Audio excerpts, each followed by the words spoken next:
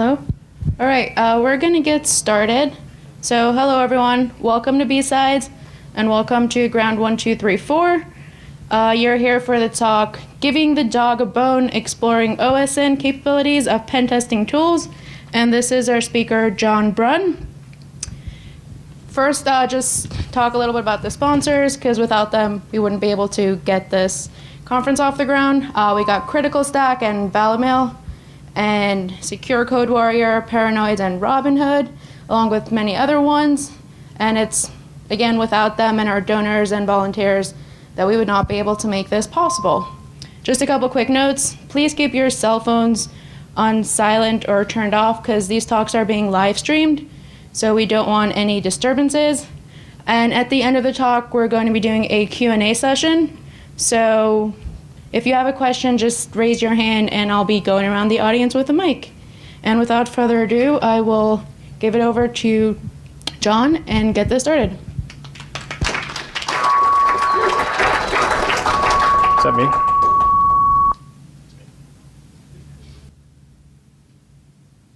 Okay, all right. We're okay? We're okay. All right, so yes, thank you for coming. My name is John Brunn. Quick background on me. I'm currently the head of security at CMD.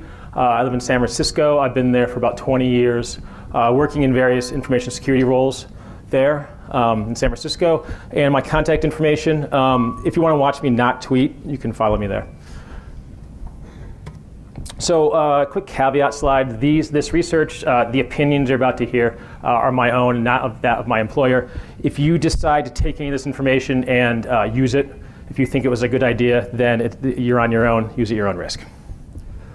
So at my previous gig, I spent a lot of time doing a number of security roles, but really what was really interesting is some security awareness training we were doing. And when we say awareness training really it was phishing and spear phishing our employees and our executives. And that's a lot of fun if you get a chance to do it, especially the executives. Well, I was really surprised by how efficient the spear phishing was. And now we understand that this is to be true, but it was just really interesting at the contrast to the two. And so I really started thinking about the comparison between target attacks on operating systems, open ports on the internet and software versus kind of just a spread attack, someone scanning the entire internet hoping to find vulnerable servers. And so I was just kind of thinking the efficiency you get. And really one thing kind of stuck out to me. In my mind, the question was, as people are moving to the cloud, is automated scanning, has it kept up with the tooling that the cloud allows people to do? Essentially, as pets are becoming cattle, how have the automated scan tools kept up? And so I went to an interesting talk at San Francisco, the B-Side San Francisco this year, and someone was talking about the idea of their compromising containers, and they put a WordPress container up, and they were surprised. It was fully patched, and they said, after a number of weeks, it had never been compromised. And so I took that thought, it really kind of tied back into the idea I'd been having for a while, which is, well, you kind of expect a fully patched system to not be compromised. But because it wasn't compromised, I started thinking, were people trying to brute force it? Did they not care? Did they, were they looking at the system, seeing that there was no patches available, that it was fully patched and just walking away? And it kind of really started getting my brain moving. And the other thing they have at San Francisco, at B-Sides, they have drink tickets. And so as a few of us kind of got together and talked about the talks, we really started hashing this idea out, right, about this particular WordPress installation, the expected variables of whether or not they should have been compromised. A few drink tickets more, I really started making some bold statements like, I bet you could put the username and password somewhere in your WordPress fields and no one would ever notice it. A few more drink tickets, my friends told me, this sounds like a great research product, please stop talking about this. So this is kind of really the genesis of where this kind of talk went to. And here are my general thoughts, almost like a hypothesis. With the advent of someone that we're going to dive into kind of the cloud methodology that everyone's kind of are taking on, I think the reconnaissance tools have to work smarter, not harder. But I don't think they actually are. I don't think they're able to take OSINT information. If you're able to give them breadcrumbs, if you will, of what we're doing, either purposely or accidentally, are the tools smart enough to either take that information, turn it into an input and continue scanning your environment, or just flag it as an alert or vulnerability, like this is something that you should look at. This is abnormal. Kind kind of to the WordPress example, could we literally say, here's a username and password, and have someone actually compromise the system or use it against us? And in the back of my mind, is like brute forcing logins, especially like via SSH, is that really still a thing anymore? So what I really wanted to I wanted to look at SSH. I wanted to focus here. I was trying to keep the scope small, but specifically because if you compromise the system via SSH, you have a shell. Potentially, there's a good chance that you have root privileges with that. You can do a number of things. You can see the information. You have a foothold in someone's network. Maybe you want to get metadata from the system and look at other systems that are misconfigured in the cloud. So I thought SSH is really kind of a good place to start. So why did I think that the cloud methodology and why this would make tools have to work smarter? It's not really just cloud migration. So in my mind, many companies have done the lift and shift. It's not just moving your data center to the cloud anymore. A lot of us are now using cloud methodologies. You're talking auto-scaling groups. You're talking immutable infrastructure as code. Essentially, you don't have long-lasting systems anymore. They're not being patched. You're redeploying new systems, and so for attackers, that becomes difficult because what could be a Redis server 10 minutes later could be a MySQL server 10 minutes later could be an Nginx server as it relates to a specific IP. So their information is becoming invalidated very quickly. Another interesting aspect in the cloud, it's very difficult to do reverse DNS to the point I don't think a lot of people are doing it anymore. So you might be attacking a system, you might have a potentially vulnerable system and you don't know who owns it. It resolves to Google or Amazon.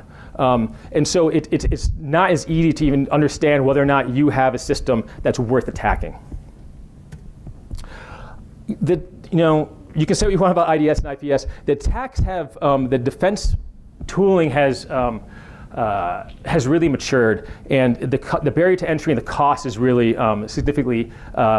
It's very inexpensive now to roll out these tools. And when it comes to monitoring and alerting, people are using SIMs now. They've really got a feedback loop. So when you have something like a brute force attack via SSH, your systems can understand that. They can alert on it. You can also start tell your API servers that this is a bad IP. You can tell a threat feed that this is a bad idea. You can find out from other threat feeds that another company that found a malicious IP address.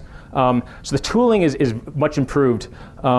And specifically for SSH, two very, very cool and very free products, Fail to Ban and SSH Guard, are fantastic. They allow you to ban systems that, based on a threshold, say 2 to 5 failed attempts in a number of minutes, and they just ban them, and then they are not allowed in your system.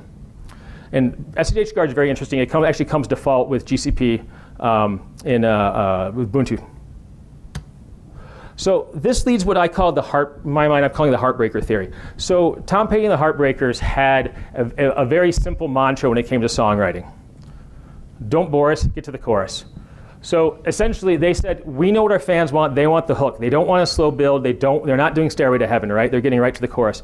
And in my mind, with all these with the cloud methodology adoption that we're seeing, scanning tools can't spend a lot of time hammering at a server. They need to get in, get the information they want, and get out, preferably without being detected. And at some point, I think there's diminishing returns with especially with the IP addresses changing very quickly. I also don't think adversaries, if they're smart enough to write tooling and increase the tooling to look at the internet and look for these for this OSINT and do this research, I'm not positive. And again, these are all my theories. I'm not positive that they're going to do it against the internet. They're probably going to say, things like Census, which are made to scan the entire internet, and we're going to go into this a little bit later. Those are probably the tools to work off of. My guess is they're probably writing tools against Census, and they are writing tools against your servers and my servers. So I call this the attacker's new world order. It's very straightforward. It's a lot easier to be detected. Therefore, it's easier to get blocked. It's very easy to get in that feedback loop where if you're hammering on an SSH server, you're not going to be using the same IP into, or maybe even your same IP block into API servers. You might get banned from other companies. And really, I think it's easier if you have a known exploit. If you have one known exploit, it's probably easier to find 1,000 servers that you can use that exploit against than it is to try and hammer and get 1,000 servers for your botnet using brute forcing. And that last point, just the idea that if you think you have a vulnerable server, you don't know how much time that server is going to be available in the cloud. It could easily, your production Your production bastion host could easily become someone else's development Nginx server. So attackers need to move quickly and smartly. So we're going to look at testing with SSH.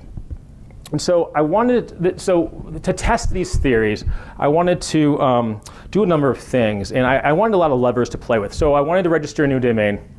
I wanted to launch systems into multiple cloud providers. I want to do some reporting on it, and obviously we all want profit.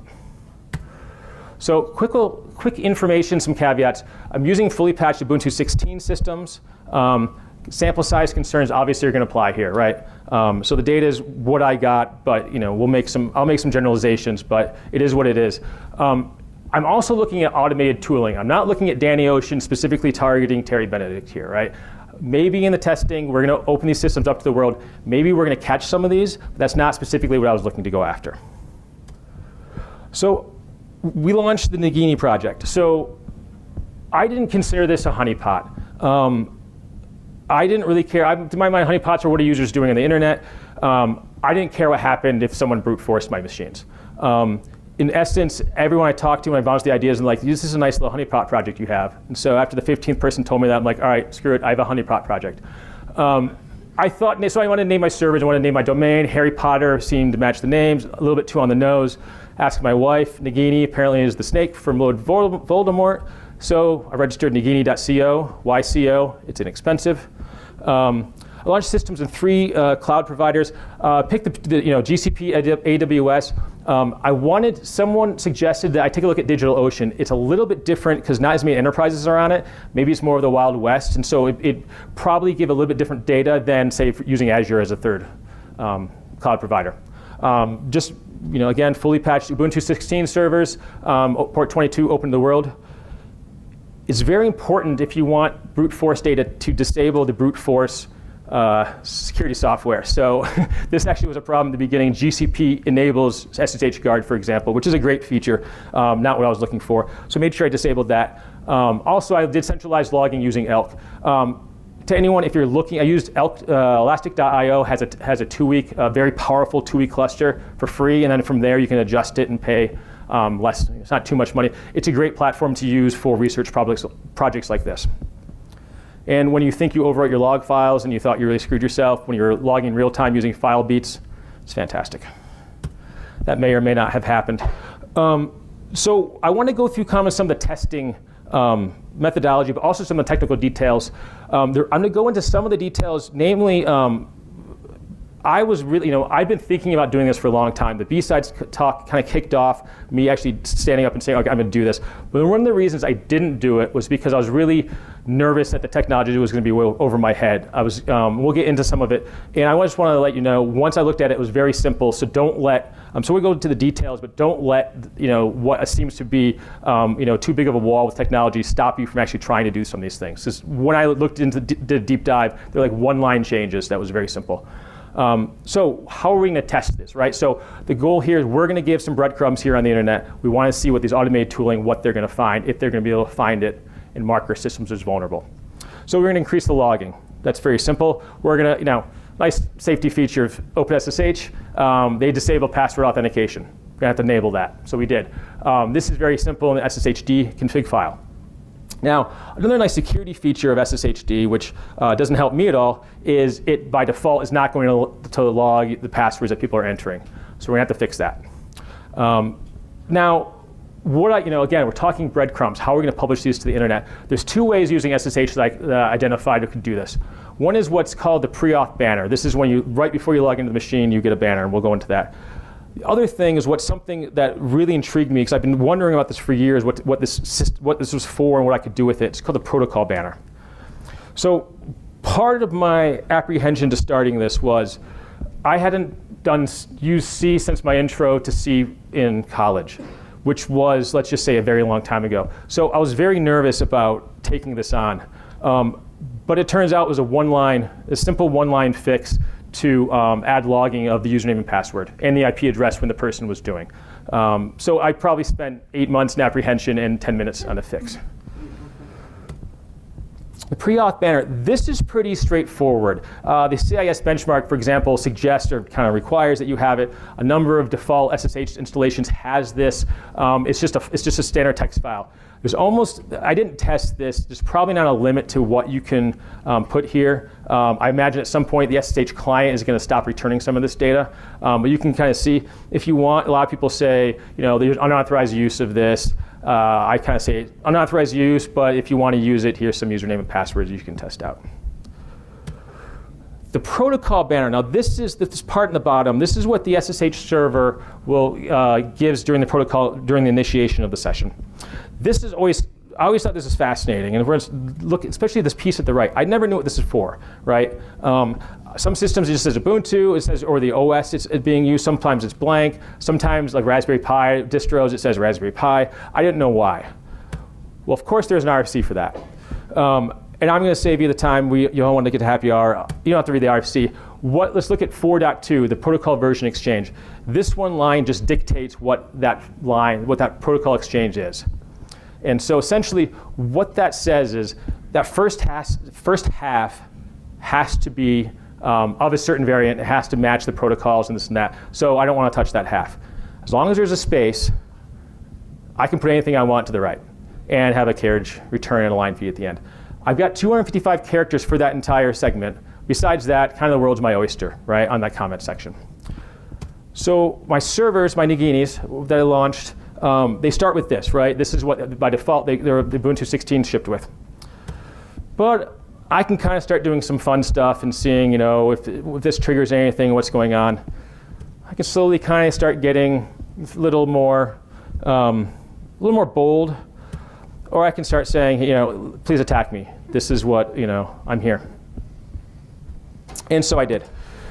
How do you enable that? Simple version.sh. Literally, it's just the end of that line. The only issue here, which again felt daunting, it turned into a simple task. To enable logging, and every time you change this banner, you have to recompile SSH. And to make it simple, you want to create, I'm using Ubuntu, you have to create Debian packages. What was a simple 18-line with spaces? Dockerfile. This took 15 minutes to compile. 5 minutes to compile. Had to do it every time. I built 12 to 15 of these. Very simple. You just basically take the existing package, copy those 2 files I modified, and rebuild. So got my list of Naginis. I had one of the reasons I really wanted to register a domain for this, without I don't want to go too over the top, but I wanted other levers to play. I want to see the statistics that maybe we would see in terms of driving traffic. So some systems I put in DNS, some I did not.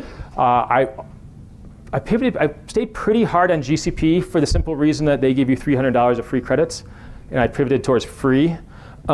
The AWS systems, I wanted to do comparison with those against the GCP hosts, and of course, the DigitalOcean was a late add that I did. Also, some systems are in DNS, some systems are not. A few of these I actually installed Nginx, and I registered Let's Encrypt certificate. I wanted to see if certificate transparency logs might help drive kind of traction to these systems, and whether or not that made a difference. So, what did we see? So this ran for, the systems ran for varying lengths. The oldest ones, and these are all still up, maybe a bad idea. The oldest ones are 45 to 50 days. But let's see, what did we see? I'm going to publish the data because I couldn't get the context correct. I'm going to go over the context. The raw data doesn't work well in a presentation where you're at 12-point font. So let me kind of generalize what we saw. I used 11 Naginis, multiple launch dates, multiple cloud providers. Over 1.2 billion brute force attempts. 1.2 million brute force. We'll edit that out. The interesting thing to see in terms of the data centers, the AWS host definitely saw more traffic. Granted, this is all sample size caveats, right? But significant more traffic in AWS. However, the GCP host saw significantly more unique IPs scanning them. Let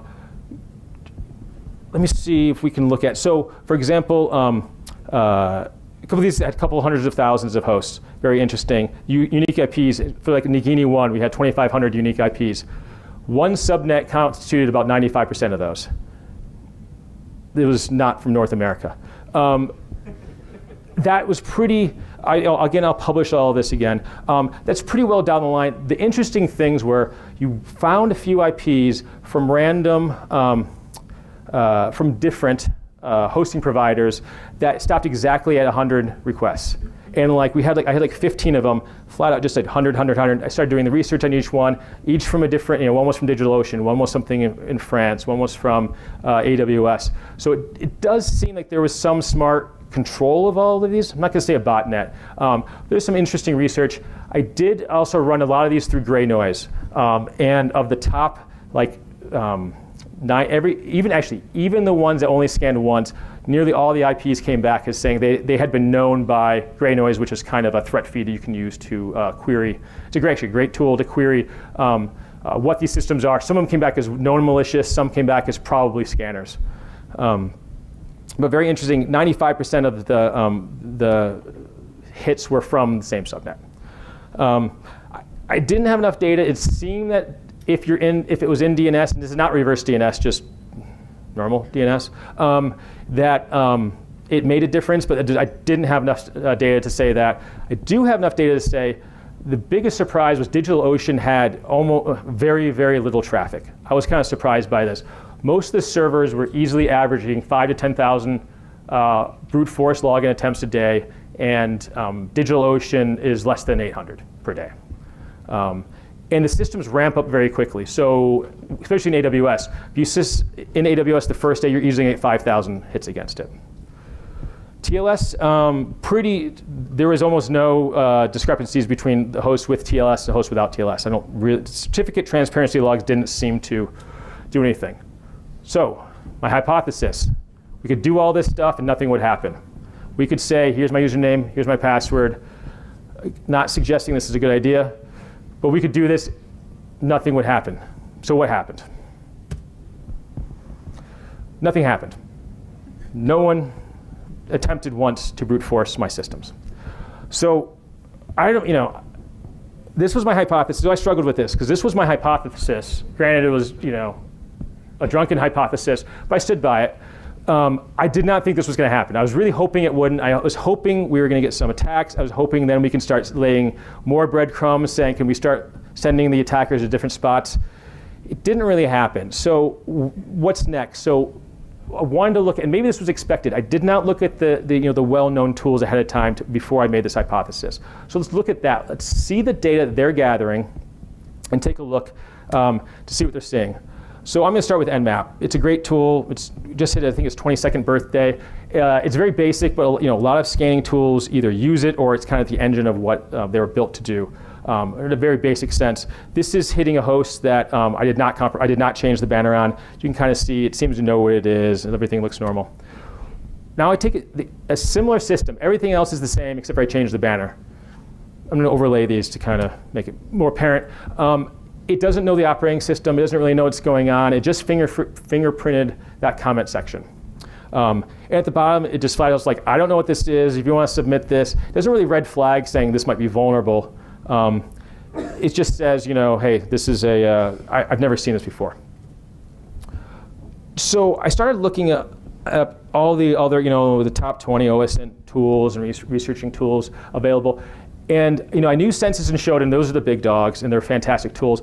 But really, all the other tools I looked at, just to make sure I was covering, all essentially seem to use Census and Shodan as their search engines, right?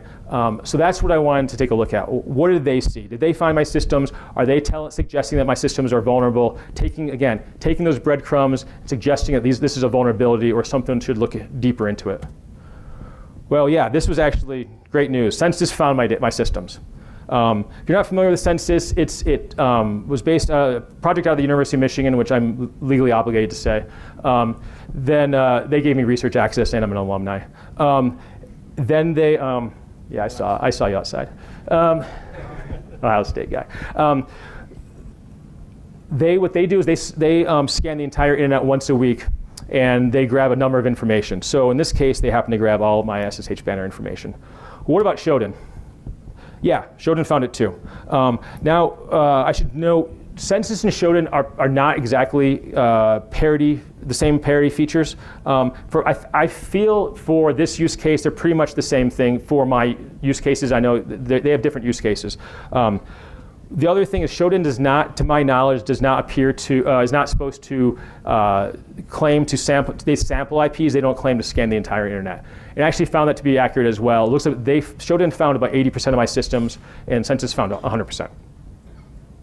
So I started wondering, well, maybe, I can't be the only person putting the word password, for example, or username in the SSH banners. Until I looked at Census, and sure enough, apparently am I the only person that was dumb enough to put the word password. So when you think of that, maybe it's not unusual that we didn't find any data, right? Maybe this was expected.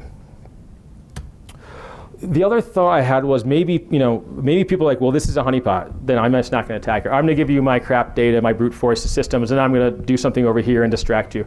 That's actually absolutely logical and could have happened. Shodan has a nice feature. It agreed with me. They're not honeypots.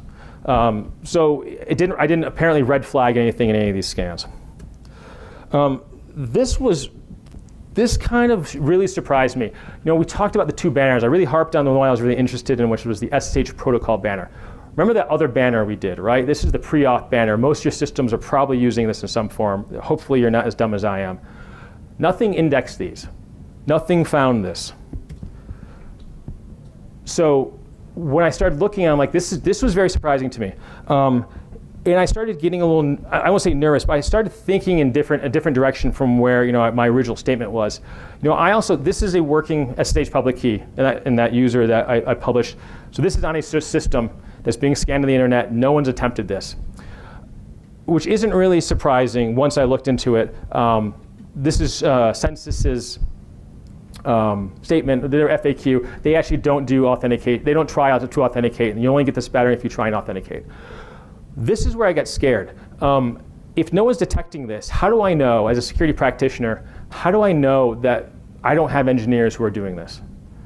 If no one can detect it. And trust me, I've known plenty of engineers who feel stifled by security. If they knew they could share a key using SSH banners, they would do it. I don't know if I have a tool that can detect it. So now I'm starting to get nervous. So where do I go from there? I wasn't thinking about Nessus, Koalas, Nexpose, how those would fit into this, because I don't think they're expensive. I don't think attackers are using them. But as security practitioners, you probably are, even if you're just mandated because your compliance team needs you to use a tool.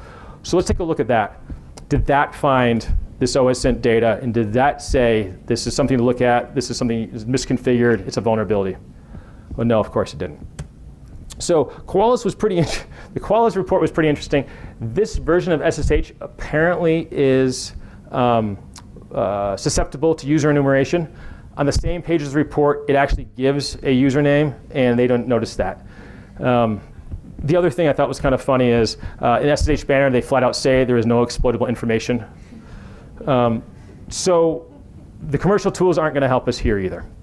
And Nessus came back with the same thing. I use those tools. I figured they're all kind of the same. So I got a little pissed, and I'm like, would someone hack these systems? And so I did a data dump. And what happened? Nothing happened. I'm not saying you should do data dumps. I'm not saying you should use it. It just really is driving home the fact that I don't think the automation is there to make smart decisions based on information. So kind of summarize what we found. I don't think, to that point, I don't think scan tools are equipped to really deal with it, to either mark it as a vulnerability or just tell you, hey, this is different. I've never seen this. You should look at it. Another interesting aspect, I'm not positive any smart scanning is happening, and data points, sample size. So give you an example. If you launch an Ubuntu server on AWS, unless you spend a lot of time reconfiguring things, there's going to be an Ubuntu user on that machine. They launch with it. They want you to use a credential that you have to download or you can automate. Therefore, if I give you an Ubuntu banner, if I don't muck with the banner, and you know it's an Ubuntu system, and in reverse DNS, AWS publishes their IP range. You know it's an AWS host. You know it's an Ubuntu banner. There's a 98% chance there's an Ubuntu user on that host. On the system I had that was getting 5,000 scans a day, brute forces a day, 8 attempts using the Ubuntu user. That seems like a pretty easy marriage for a logical attack, and no one's even doing that. SSH pre-auth banners, they're not being indexed. I'm going to get to that in a minute. That's really interesting to me for a number of reasons. You do wonder if Census and Shodan is getting so much information, it's just signal to noise. It's just, it's a needle in a haystack. It's hard to kind of dive into this. And last, do not do this at home. This seems like it really should be research purposes only. But I do get, this is not where I started. I am now nervous about, I know engineers who will do this, and I'm nervous I can't detect them. So what's next, kind of, where am I going to take the research, or where do I'm hoping people will kind of take this? Now, I launched a couple blogs. Back to the WordPress example. I'm going to leave these live for a while. I registered Buckbeak as well, another Harry Potter reference. I left some breadcrumbs on there. I'm kind of interested to see how long they get picked up. What I can tell is, and probably if anyone's ever done web SEO, why they're always complaining, I think the web is a long game. I think it takes a long time to get indexed. I don't think 2 to 3 months even is a good sample size to even know who's picking up or who's kind of scanning things. But I'm going to leave these up for a while to see if I had to hack PHP to get the username and password on this. That was awful, by the way. So hacking C after 20-something years was much easier than hacking PHP, Jesus. But it's done. I really want to do more of an SSH break, an IP address breakdown. I'm interested to see if there was just so much. I was surprised how much data there was, and so I didn't have a chance to analyze it as much as I wanted. Were the systems coming in and hitting every 5 minutes to try and detect that they weren't going to be caught, and then started ramping things up? Was it a bunch of bad IP addresses that they just flood? If they're blocked, they don't care, and when they were not blocked, they send in the cavalry and they start looking with the real IP addresses. I'm kind of interested. The one thing I didn't do, I should have done, was actually just launch a system with the SSH guard, with the security controls in place, and kind of see what that data looked like, and matching those IP addresses up. So I'm probably going to take that on.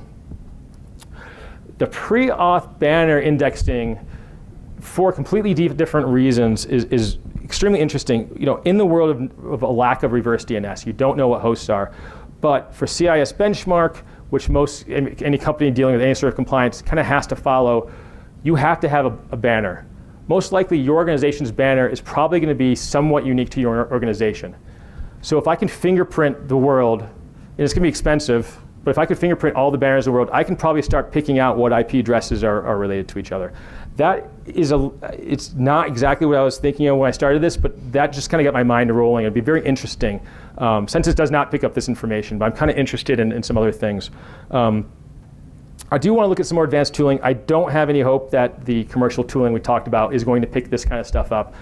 So I don't have any hope that we're going to get any coverage for our own coworkers who might be screwing things, having the same dumb idea I had. There is someone, I don't know if the person's here, someone emailed me about something called Intrigue Core or Core Intrigue. Looks like a very interesting platform that kind of backends to Census and another OSINT, and it seems like you can make it very extensible. I'm very interested in using that for something, especially around the banner fingerprinting. So that's all. So that's my GitHub. I'll probably post this as well as the IP address data as I analyze that a little bit further.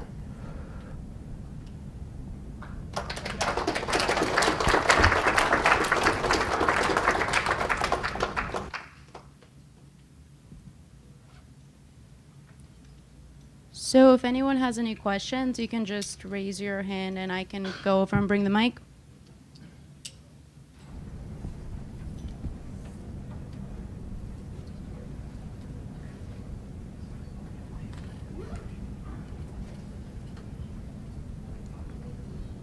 Hi, very interesting talk. I think if you look at it from the perspective of expected return, though, I'm not surprised at your results at all. Because, probability of success times a reward, where's the reward? Yeah, I really thought that if something was to happen, I really thought it'd be stumbling upon it, not necessarily an automation tool. And that's one of the reasons I really increased the verbosity of the logging. So one thing about increasing the verbosity, you can start seeing the error logs of when someone's doing a protocol exchange versus actually trying to authenticate. So I wanted to have that information because to that point, my assumption was it would not be an automated something. Someone would stumble upon it and say, this is stupid. All right, I'm going to try a few things. And then I'd have that data to kind of use to say, well, did that person scan it? Are they using something else? Then kind of lead me in a different direction.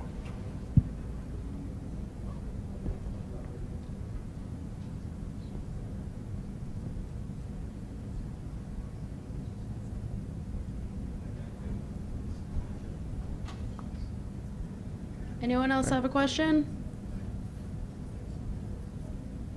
All right, I guess. All right, thank you you very much.